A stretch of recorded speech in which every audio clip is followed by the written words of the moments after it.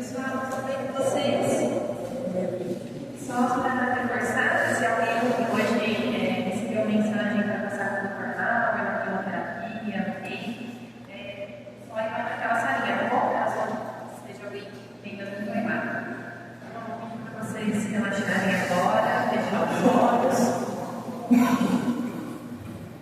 Pensar em Jesus.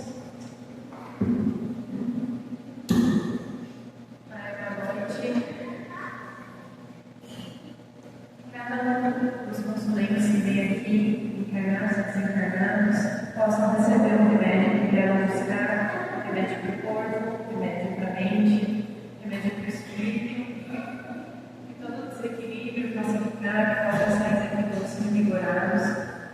Pedimos também para aqueles que estão aqui, aqueles que estão nos hospitais, nos asilos, nas prisões, nas ruas, nos hospitais psiquiátricos, pelos animaizinhos também, que precisam de cuidado, que estejam em situações difíceis. Que cada um possa receber a mesma bênção que a gente está recebendo aqui, para que, quem sabe, essa noite nosso planeta consiga ser um pouquinho melhor, um pouquinho mais luz, um pouquinho mais bem.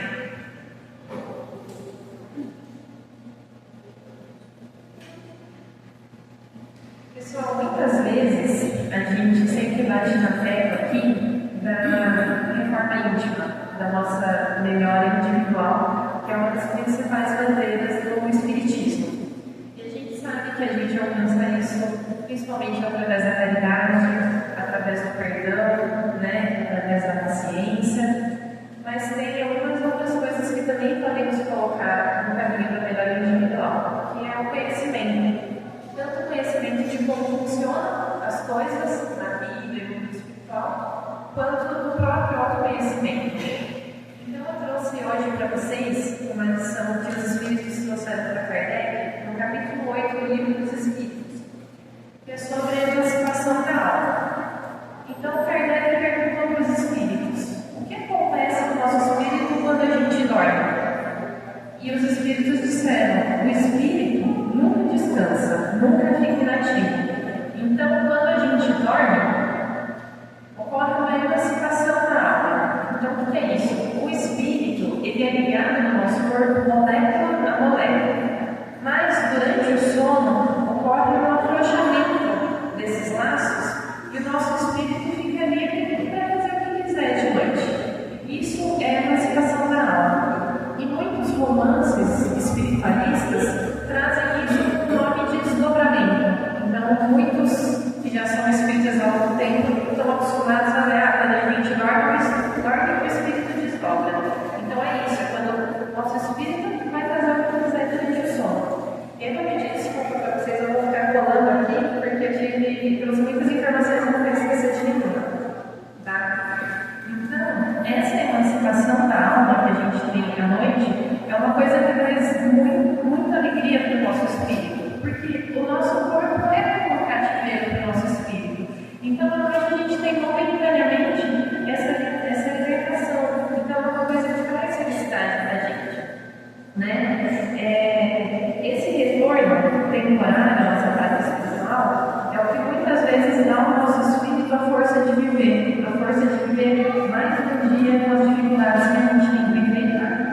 Então, o Kardec, ele inclusive conta aqui os espíritos muito evoluídos que nem precisariam encarnar, mas encarnam em forma de missão para nos ajudar. Para eles, esse desdobramento é essencial, porque eles conseguem sair um pouco desse planeta de provas e expiações e ficarem com os bons espíritos, envolvidos com ele.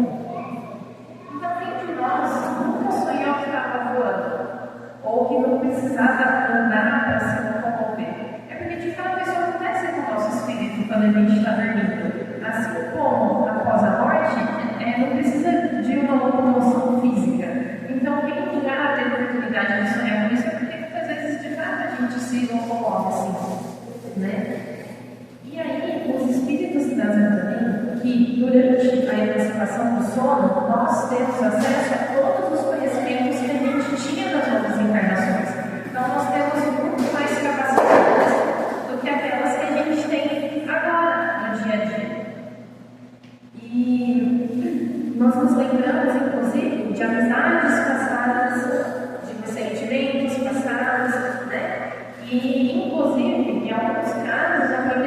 divina permite até que a gente tenha algum sonho aqui sobre alguma coisa que vai acontecer no futuro, se é de alguma utilidade para a espiritualidade, né?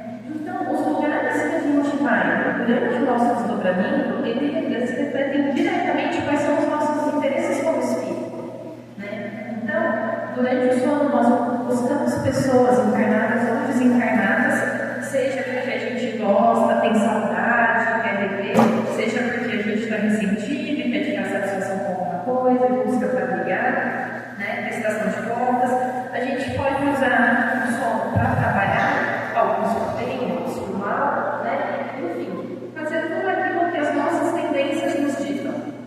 E aí, os espíritos disseram também que quando a gente tem uma forte opinião sobre alguém que a gente não conhece muito no dia a dia, isso também pode ser explicado pelo nosso sono. Então, tem as pessoas que a gente quase nunca conversou, que a gente tem uma extrema simpatia, então tem grandes chances da gente conviver com essas pessoas durante o sono e termos um carinho, ter uma certa amizade.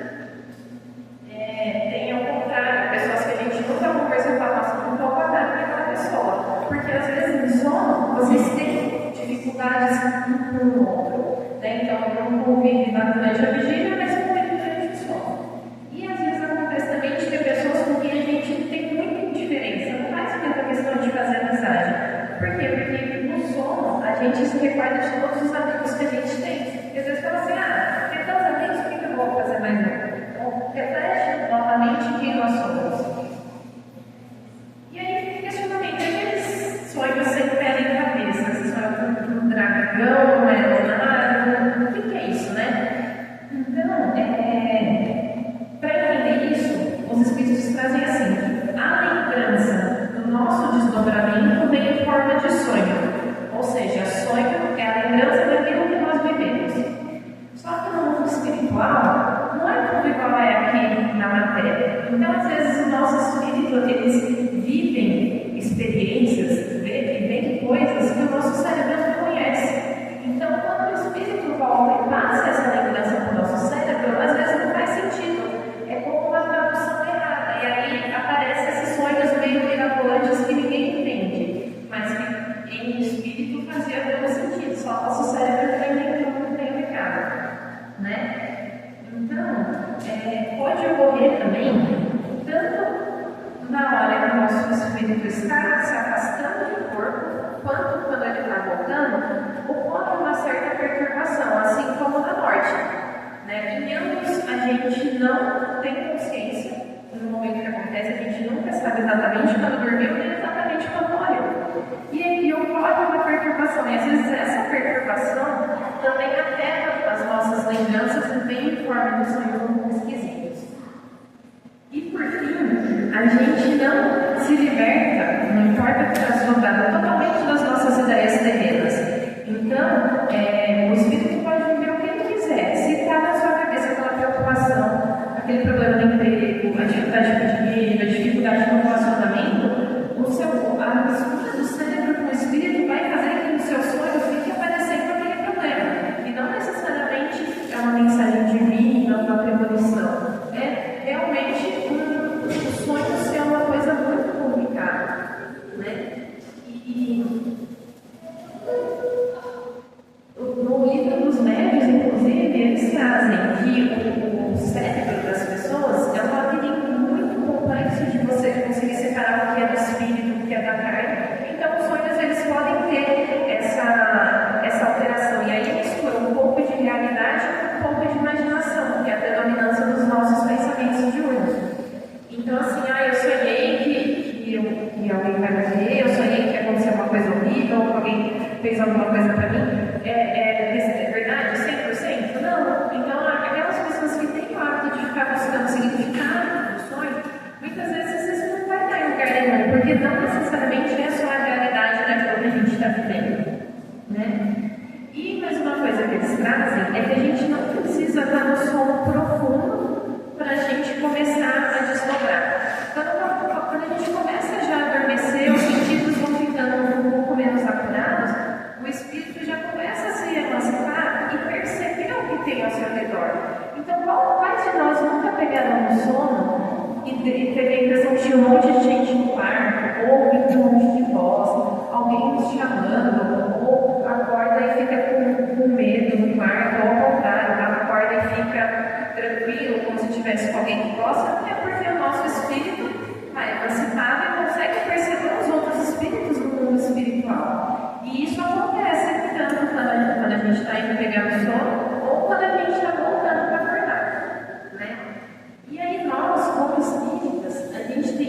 como eu falei, o objetivo principal da reforma íntima, e um dos caminhos que conduzem a essa reforma é o autoconhecimento.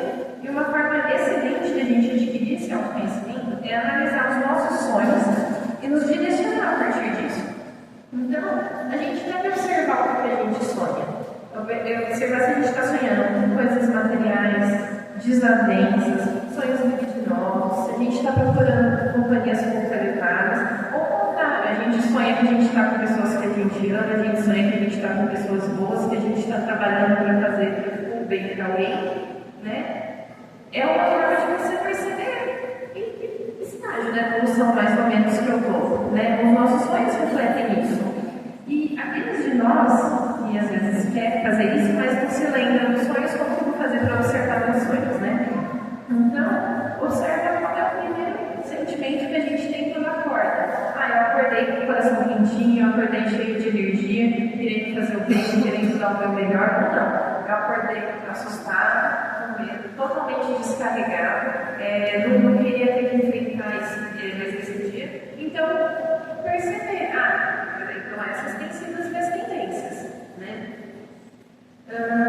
Os espíritos trouxeram também que aqueles seres humanos que durante a sua vida tinham um sono inteligente, ou seja, quando desdobrava, fazia caridade, ficava entre os espíritos evoluídos, tentava se melhorar, essas pessoas, quando elas morriam, elas tinham um desprendimento mais rápido da matéria. Não ficava naquele estado de perturbação que o processo do desencarne causa. Mas que, por outro lado, a grande massa de pessoas que não tinham um sono inteligente, que todos os seus sonhos cediam às suas más tendências, no momento do desencarne tinha muita tribulação. Não conseguia, tinha uma grande perturbação ao conseguir se desfazer da matéria. Né? Porque eram pessoas que ficavam buscando durante a sua emancipação da alma, os prazeres inferiores, a continuidade das brigas, as desafetos. E aí a gente tem na literatura espiritualista diversos relatos de pessoas que sofreram com o desencarne, né? E reforça esse entendimento dos espíritos. Só que aí então tá bom, então eu já entendi o que é o sono, o que é o sonho, estou prestando atenção, eu vi que não vai ser uma grande coisa. O que eu posso fazer a respeito? O que é o longo do sonho? Então a gente pode fazer duas coisas. Um que é a higiene do sonho, que é altamente propagada pela medicina humana, e as orações. A higiene humana é a higiene do sono no sentido de mudar aquilo que a gente faz antes de dormir. Então, evitar brigas, discussões, evitar atividades que causem ansiedade, não ficar pensando muito sobre coisas que a gente não tem controle, sobre o futuro, sobre as pessoas que a gente não gosta, sobre os problemas de dinheiro, né? Não ficar revivendo brigas e ressentimentos, evitar luminosidade intensa, ficar vendo filmes, séries agitadas. Isso você já consegue cuidar da parte do seu cérebro. E a parte do espírito, através de orações, né? Então, assim, pedir para o nosso anjo guardião ficar com a gente durante o desdobramento, nos ajudar a não ceder às nossas más tendências, que ele consiga nos levar para perto dos nossos guias, dos espíritos evoluídos, que a gente consiga trabalhar fazendo caridade, pedir proteção durante o sono, proteção para o nosso corpo, para a nossa casa, proteção dos nossos filhos, né? Isso todos os dias. Mas no começo não está funcionando, em algum momento vai funcionar. Quanto mais fervorosa, mais sincera for essa oração, melhor vai ser o resultado, né? E aí os espíritos eles trazem para a gente que quando dormimos, a gente está temporariamente no estado que a gente fica definitivamente quando a gente morre. Então seria mais um motivo para a gente não ter medo da morte, porque a morte ela é uma coisa que a gente faz todos os dias um pouquinho, né? Então, aqueles de vocês que frequentam aqui de segunda-feira, quantas vezes não ouviram os guias? Como que você está dormindo, filho? Está dormindo bem? O que você está sonhando? Porque mais uma coisa para corroborar que o nosso estado emocional, o nosso estado de espírito, reflete o nosso sono. Então, eu convido a vocês, a partir de hoje, começarem a fazer essas práticas de oração e de higiene do sono antes de dormir,